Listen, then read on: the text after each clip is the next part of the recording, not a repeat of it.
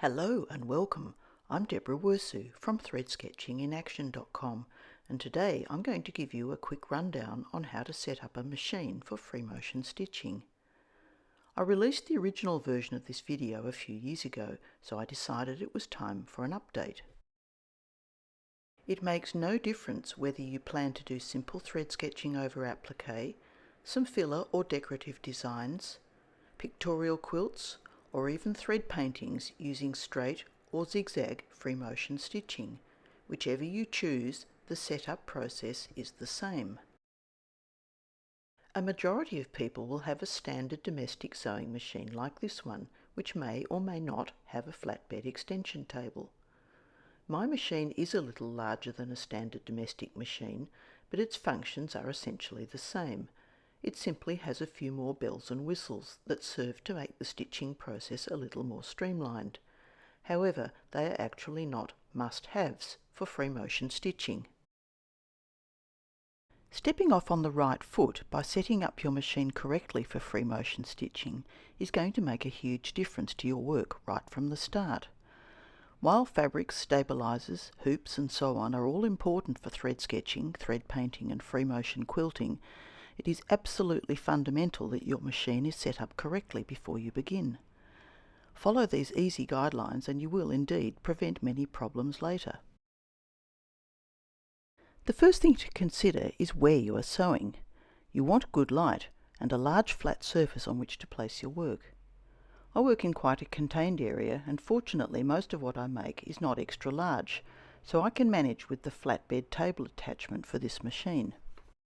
If I'm ever working on something larger, I do have facilities for creating a larger flat area around the machine. Not all machines can have a flatbed table like this fitted, but if you're working mainly with smaller quilts or artwork, then you can still manage even with a domestic machine. It's perhaps just a little more awkward. I managed for years and years with a very small domestic sewing machine with no flatbed table and simply got used to it. I'm very much a make do with what you have type of person. Alternatively, a sewing table with a recessed hole for the machine to sit in is a great option if you have one. What type of presser foot you're using is the next thing to consider.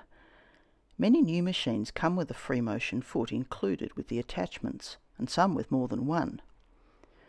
Generally, presser feet are variously known as a free motion foot, an open toe or C foot, a closed toe or O foot, a darning foot, and a hopping foot.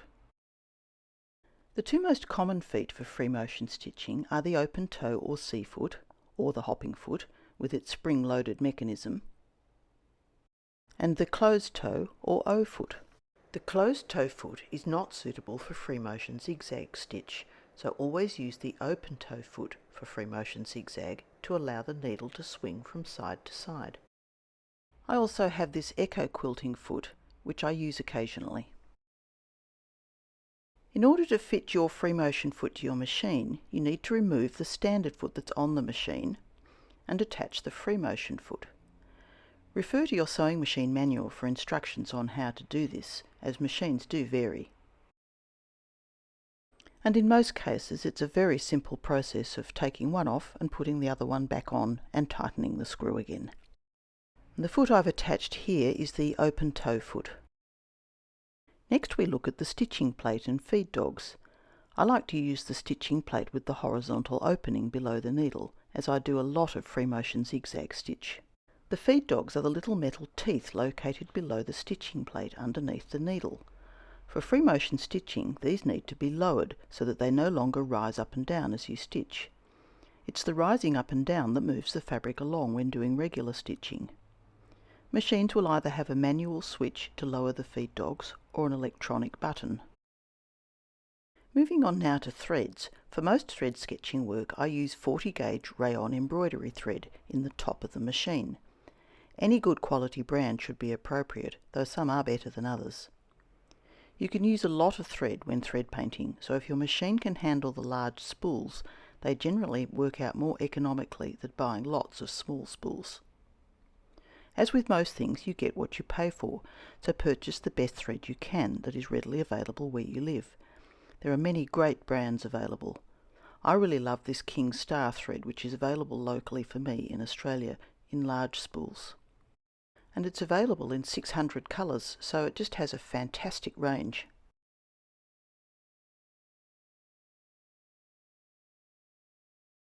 But I do suggest you use whatever is locally available for you, because this brand will not be available in every country. When it comes to bobbin threads, you have some options. You can use a dedicated bobbin thread.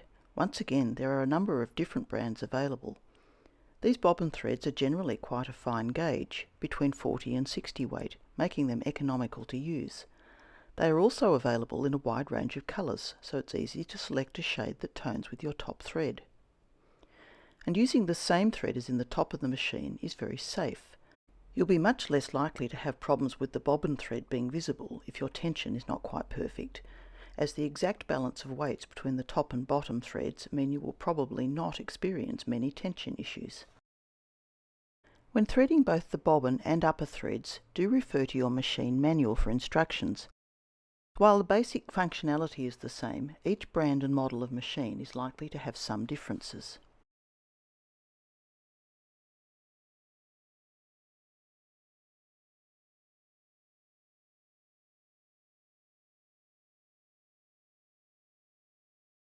Looking now at needles, which brand should you use?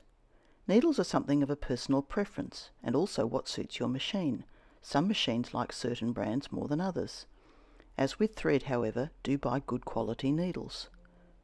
I generally use embroidery needles for most of my thread sketching, thread painting and free motion stitching, and my favourite brand is Schmetz. Size varies according to what I'm working on. Once again, your sewing machine manual should offer some guidance about needles.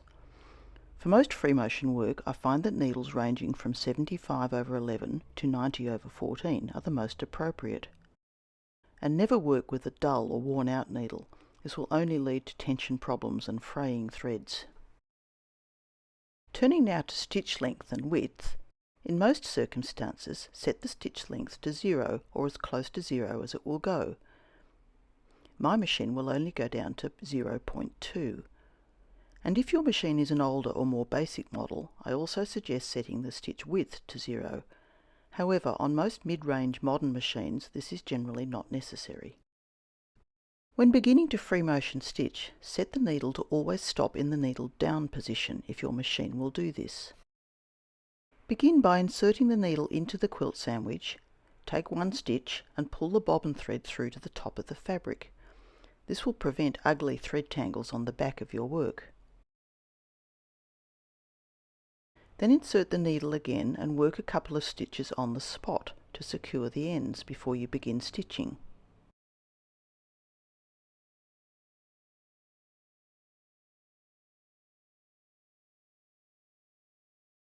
When you reach the end of the area being stitched, once again take a couple of stitches on the spot before cutting the threads. By doing these things, your free motion stitching will not unravel later on. My machine has an automatic thread cutter, which is one of those bells and whistles I was talking about earlier. But you know, a pair of scissors works just as well. Occasionally you may need to change the thread tension, although for most thread sketching and thread painting, I find that this is rare. If your machine is well maintained with regular servicing, it will be a happy, smiling machine and will not growl and grump at you by messing up your tension. The occasions when you may need to alter the tension occur when using, for instance, a heavy top thread and light bobbin thread, or when working on certain types of fabric. But for most general free motion work on cotton quilt sandwiches, there should be little need to change. If you find you're still having problems, then always check that the machine is threaded correctly and that you're stitching at an even speed, that is, not moving the fabric too fast or too slowly in relation to the sewing speed. And while you're checking that, also check that the bobbin race under the needle is not clogged with fluff, as this will play havoc with tension very quickly. And to finish off, I just want to talk about controlling the speed of your stitching, as this is vital to achieving a really great finish. But do remember that this can take some practice. Coordinating your stitching speed, foot pressure and fabric movement are a little tricky at first, but with just a tiny bit of perseverance you'll be creating wonderful, even, free motion stitching in no time. Think of this coordination rather like driving a manual car, where you need to coordinate both your feet for the clutch, brake and accelerator, and your hands on the steering wheel. Do you remember back to the time when you were a learner driver? It wasn't easy at first, was it? Sometimes the most tedious part of any creative process is the initial setting up, but in this case it is worth taking the time. Your work will thank you for it. Thanks for watching, and I look forward to your company another time. For more tips and tutorials, visit my website at threadsketchinginaction.com and check out my extensive range of online classes at learn.deborahwirsu.com. It would be wonderful to have you join me in a class very soon. I'll look forward to that. Until then, bye for now.